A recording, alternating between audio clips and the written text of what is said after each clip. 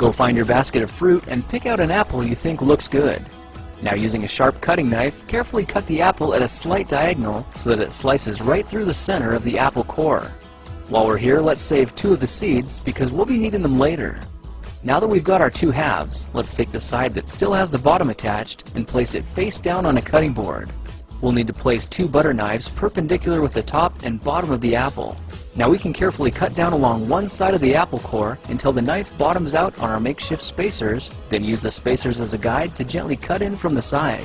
When the 2 cuts meet, you'll have an apple wedge that pops right out. And while we're here, let's cut a piece from the other side the same way. Now our goal with these is to cut out 3 more L-shaped wedges about 1/4 inch thick.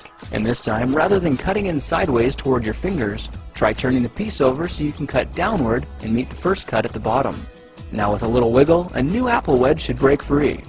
If you repeat the process 2 more times, then stagger the pieces back together, the effect is a beautifully layered wing. Now just cut the other piece the same way, and your swan's body should look like this.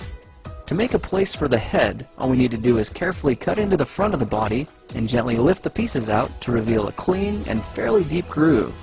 At this point, we can go ahead and grab the other half of the apple and place it between the butter knives like before. But this time, we're just going to use them as spacers to cut an even slice off the bottom.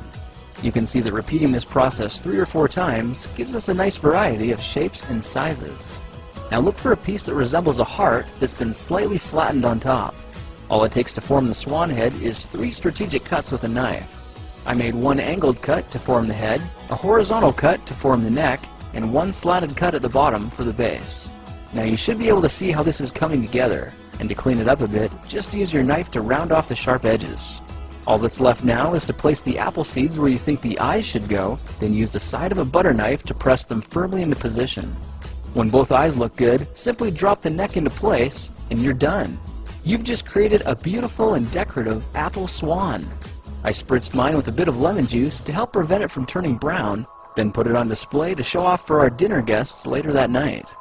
If you try using different apples, you'll get a nice contrast of colors, and every bird will look a little bit different.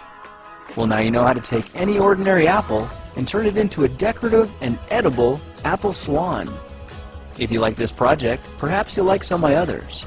Check them out at thekingofrandom.com.